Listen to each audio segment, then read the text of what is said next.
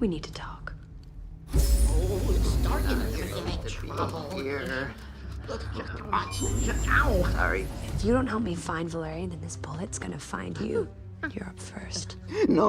It's to avoid such situations. But all of our information is divided 3 ways. Kill one of us. And you kill the information. What a pity that would be. Okay, you're gonna have to give me credit, though, because I don't have much on me. Oh, how tiresome. If the commander were here, He could use the converter to pay us. but he's been abducted. Precisely because he had the converter on him. Unless for security reasons. Someone else was carrying it on them. How in space did you get that info? It's not info. Just deduction. We know how humans work. They're all so predictable. Clearly, you've never met a woman.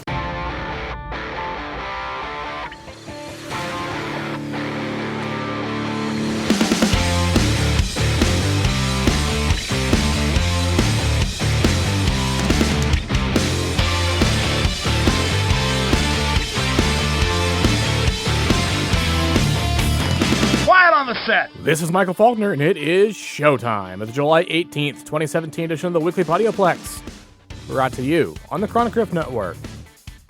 This week's birthdays include Donald Sutherland from The Hunger Games, Billy Lord from Star Wars, The Force Awakens, and The Last Jedi, Vin Diesel from the Fast and the Furious franchise, Kristen Bell from Frozen and The Good Place, Jared Padalecki from Supernatural, Benedict Cumberbatch from Doctor Strange and Sherlock, Sandra Oh from Grey's Anatomy, Omar Epps from House, Josh Holloway from Lost, John Francis Daly from Bones, James Arnold Taylor from Star Wars The Clone Wars, and Alex Trebek, who probably puts his birthday into the form of a question. Starting at the box office report, this weekend was War. At number 10 is The House, down 3 from 7th. At number 9 is Transformers The Last Night, down 4 from 5th. At 8th is Cars 3, down 2 from 6th. In 7th is new release Wish Upon, premiering to $5.5 million. That is a major stumble, and with a C- cinema score from audiences and a 19% positive reception from critics, it will not last long on these charts.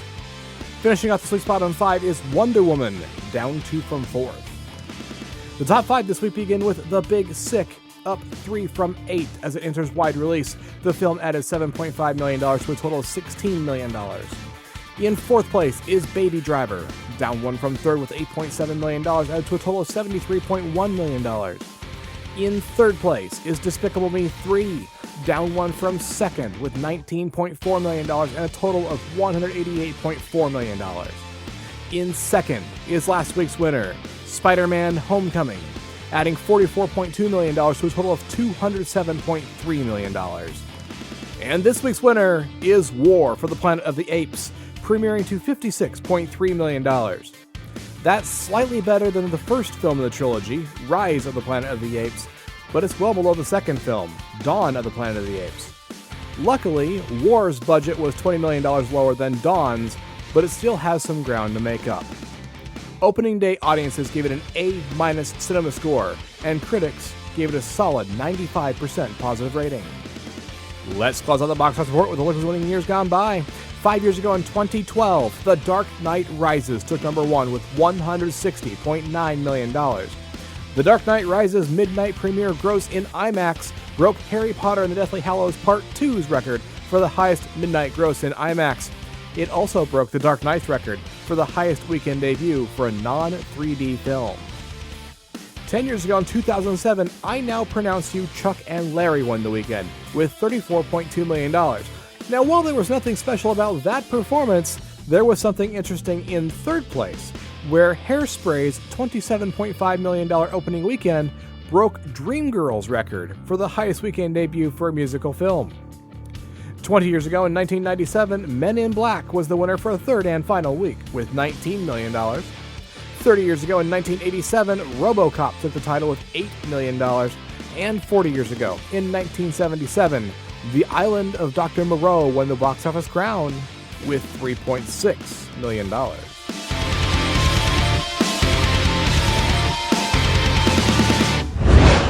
The box office premieres for July 21st begin with an epic pulp journey.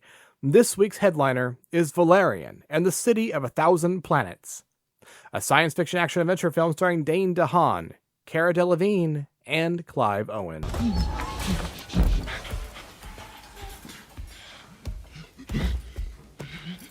Hey, I work for the government. If you want to avoid a diplomatic incident, you better let me go right now. Look, listen, I didn't come here to get a makeover. I need to leave. Do you understand?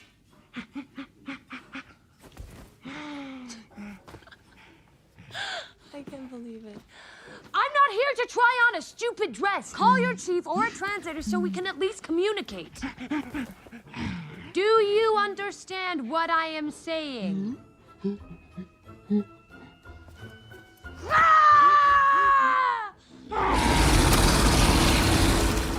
A dark force threatens Alpha, a vast metropolis and home to species from 1,000 planets. Special operatives Valerian and Nolan must race to identify the marauding menace and safeguard not just Alpha, but the future of the universe. Valerian and the City of 1,000 Planets is rated PG-13. Number 2 on the list is Dunkirk, a historical war drama starring Fionn Whitehead, Damien Bonnard, and Aneurin Barnard. Get the stretchers through! Out of the way! Out of the way! There are 400,000 men on this beach, sir. It's impossible to evacuate. I'm going home. There's 2 priorities. You can't leave!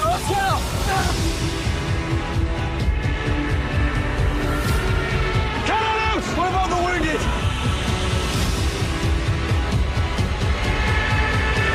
Dunkirk, rated PG-13. Experience it in IMAX July 21st. Allied soldiers from Belgium, the British Empire, and France are surrounded by the German army and evacuated during a fierce battle in World War II. Dunkirk is rated PG-13. Number 3 on this list is Girls Trip, a comedy starring Regina Hall, Queen Latifah, and Jada Pinkett Smith. She was tripping. Yeah, no, I'm just happy Freaknik Lisa is back. Hey. She's Right? ready. Too bad all that pent-up energy is going to waste.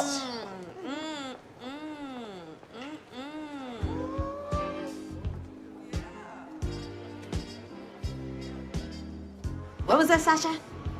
What was that you were saying about pent-up energy? You texted him? I did. Never doubt. Never doubt a boss. Because I slay. I slay. I slay all day, all day, all day, all day. I slay. Have a good evening, ladies. You too. Yes, hunty, yes. Just get in when he starts smashing them organs up. Yeah, he gonna knock the cobwebs off that thing. You understand me? When 4 lifelong friends travel to New Orleans for the annual Essence Festival, sisterhoods are rekindled, wild sides are rediscovered, and there's enough dancing, drinking, brawling, and romancing to make the Big Easy blush. Girls Trip is rated R. There are also 2 titles on this week's limited slate, and you can find those ones in the show notes.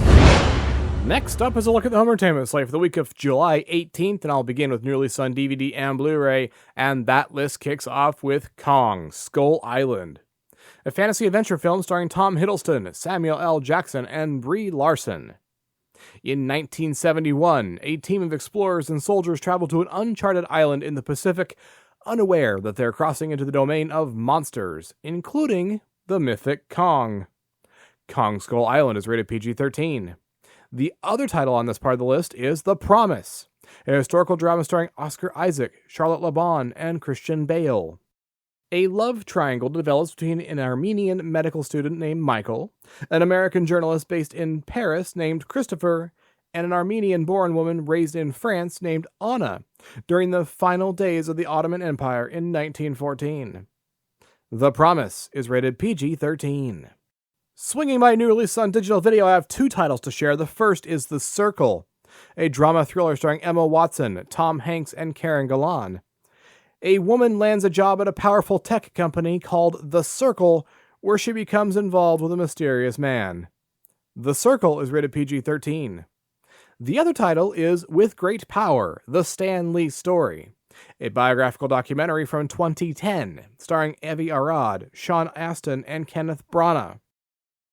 At 88 years old, at the time of the filming, of course, Stan Lee's name appears on more than 1 billion comics in 75 nations in 25 languages. Arguably the most recognized name in comics, Stan Lee has co-created over 500 legendary pop culture characters. The vivid life and imagination of Stan Lee from the early days of his Great Depression-era upbringing through the Marvel age of comics and beyond is explored in this documentary, uncovering original transcripts, illustrations, photographs, and stories of Lee's journey from his early years at Timely Comics, his World War II military service, the comic book industry censorship battle of the 1950s led by Dr. Frederick Wortham, the dawn of Marvel Comics, and the legendary character Stan co-created to his current company, POW Entertainment. With great power, the Stan Lee story is unrated.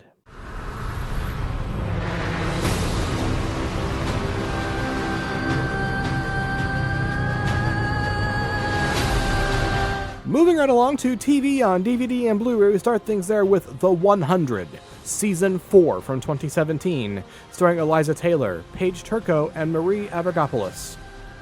The fight to survive has torn the 100 apart, turned them against each other, and taken the lives of their closest friends. Last season, our heroes found themselves at the epicenter of both the Grounder world and the struggle for Acadia's soul.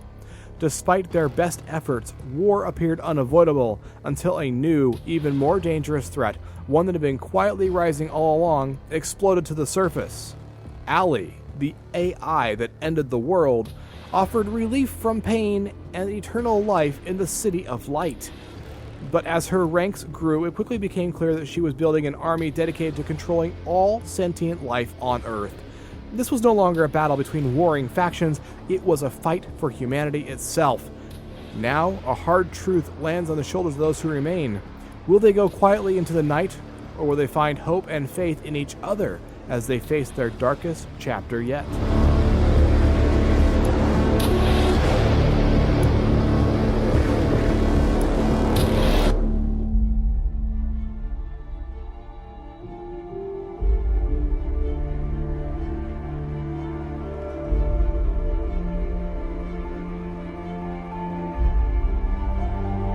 The second TV title is The Expanse, Season 2 from 2017, starring Thomas Jane, Stephen Strait, and Dominique Tipper.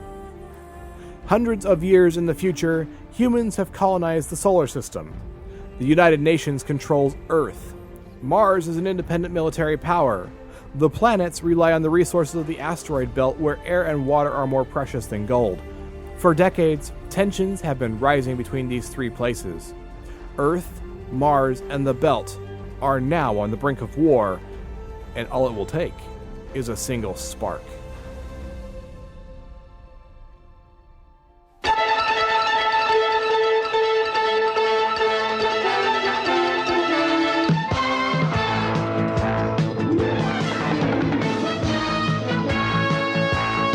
The final TV title this week is T.J. Hooker, the complete series, spanning 1982 to 1986 and starring William Shatner, Heather Locklear, and Adrian Zmed.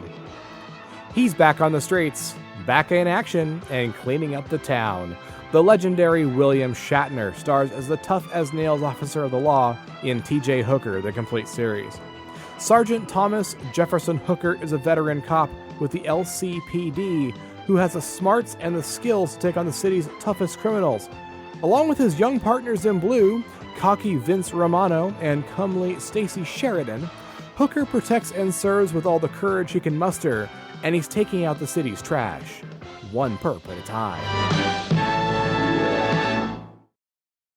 I'll wrap up the home entertainment slate with Blu-rays from the past, and this week I bring you one title. That one is State Fair, a musical from 1962 starring Pat Boone, Bobby Darin, and Pamela Tiffin.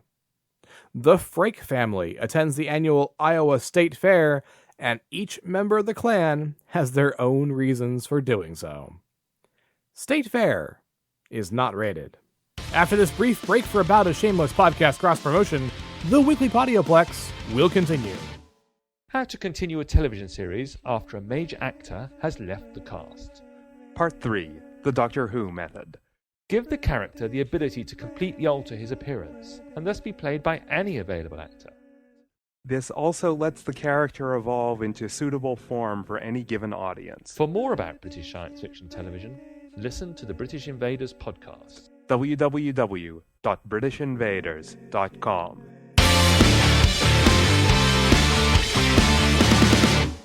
And welcome back to the Weekly Podioplex. I'm Denise with your Quick Flicks.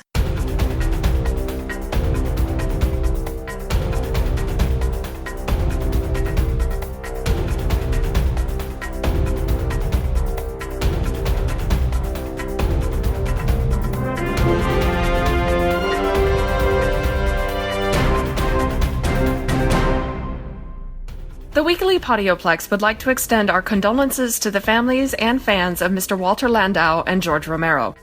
The father of the modern zombie, George Romero, has sadly passed away, as well as Oscar-winning Ed Wood actor Martin Landau. You gentlemen were a treasure to the arts, to cinema, and to storytelling. You will both be missed. And now, the 13th Doctor is a woman. I say again, the 13th Doctor is a woman. All you haters can shove it. It's about time. Jodie Whittaker is a fantastic actress. Go watch Broadchurch if you don't believe me. She is one of the best parts of the whole thing. I gave up on Doctor Who for a myriad of reasons, least of which was Clara. Mostly, I can't stand Stephen Moffat's terrible, horrible, no-good writing. But he isn't showrunner anymore, and 13 is a woman. Life is good. And the best part? New showrunner Chris Chibnall, Broadchurch, says he's always wanted the 13th Doctor to be a woman. Since the classic British science fiction show first launched in 1963, the series has focused on a Time Lord, a race of alien beings who calls himself the Doctor. Throughout multiple regenerations continuing on through the show's relaunch in 2005, the Doctor has always been played by a man, despite the fact that within the show's canon, Time Lords can regenerate as any gender or with any appearance they want. Because of this, many Whovians have been calling for someone other than a white dude to play the Doctor for a long, long time. And we finally got her. In response to the casting announcements, Chibnall spoke about the casting process, how he always knew he wanted the Doctor to be a woman, and how they decided to cast Whittaker in the role. He said, "After months of lists, conversation, auditions, recalls, and a lot of secret-keeping, we're excited to welcome Jodie Whittaker as the 13th Doctor. I always knew I wanted the 13th Doctor to be a woman, and we're thrilled to have secured our number one choice. Her audition for the Doctor simply blew us all away. Jodie is an in-demand, funny, inspiring, super smart force of nature and will bring loads of wit, strength, and warmth to the role. The 13th Doctor is on her way." I did not realize how much having a female Doctor meant to me until I saw the trailer. This is real, it's happening, and I'm so happy. The Doctor will return to BBC One and BBC America at Christmas, with Season 11 arriving sometime in 2018.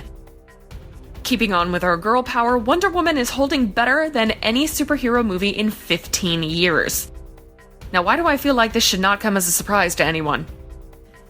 Wonder Woman is still going strong in her 7th week, y'all. The female-directed tentpole is now assured of earning $390 million plus domestically to boast the top grossing of summer 2017, and one of the top 10 performances of all time for a comic book adaptation. She is poised to earn roughly 3.8 times the $103 million it collected when it launched over the June 2nd through 4th weekend, the best multiple for the genre in decades.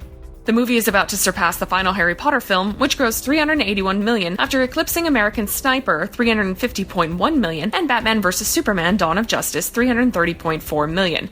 Girl power, am I right? Moving over to the DC side, Batman director Matt Reeves has dropped Ben Affleck's script. The war for the Planet of the Apes Helmer is starting again and has promised a new story. Hopefully not a new origin story.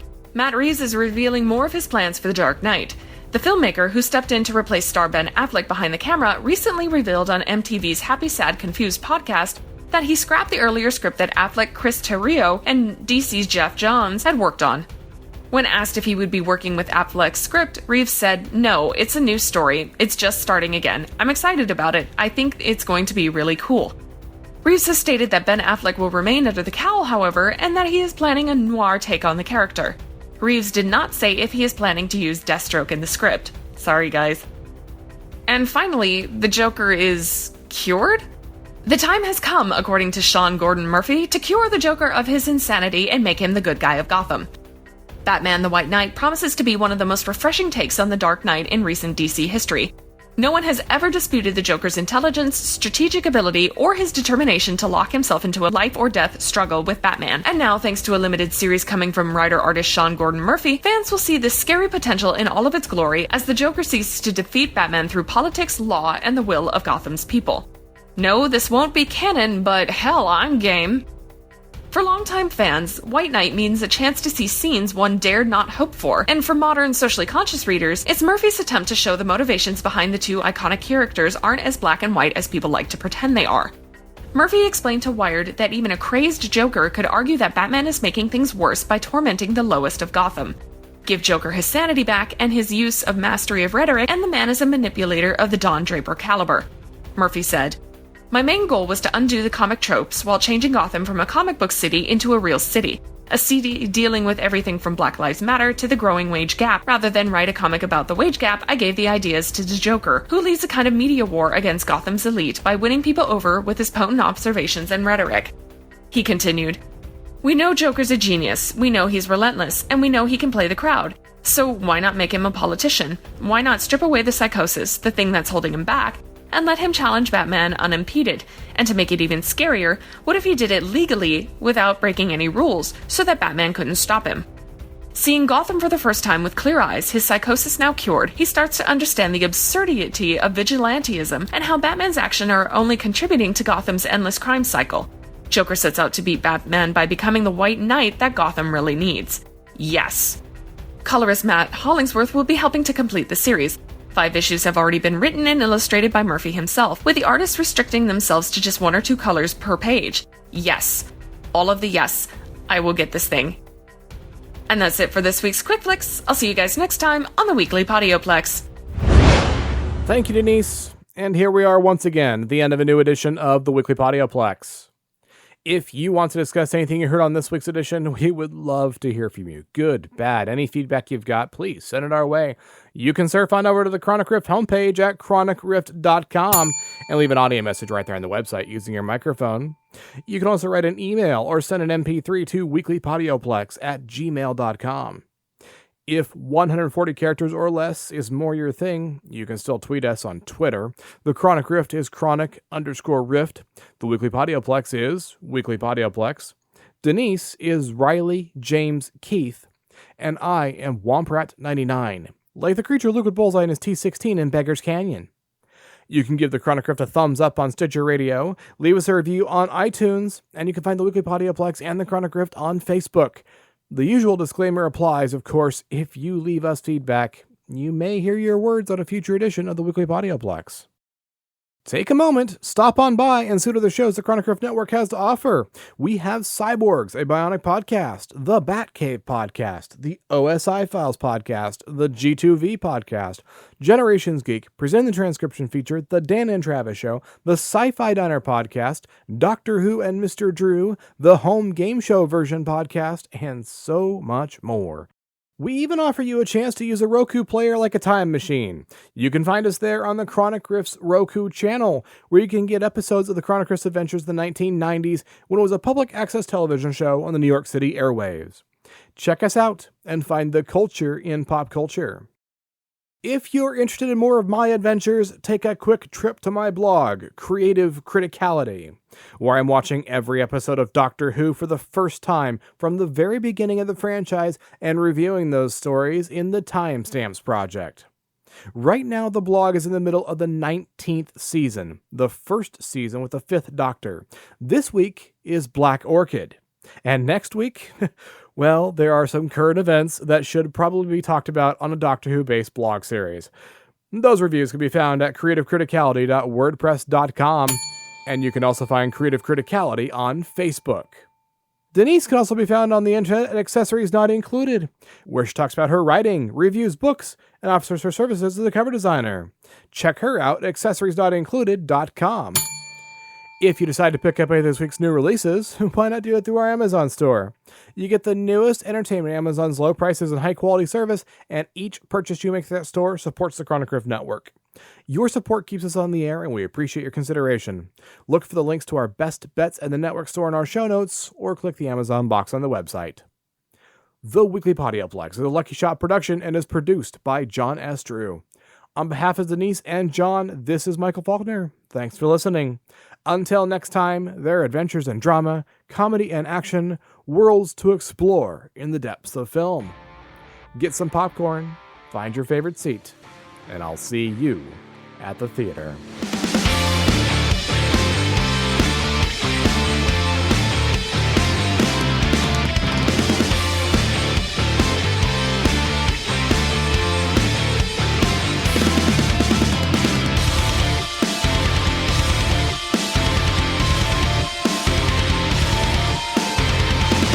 That's a wrap!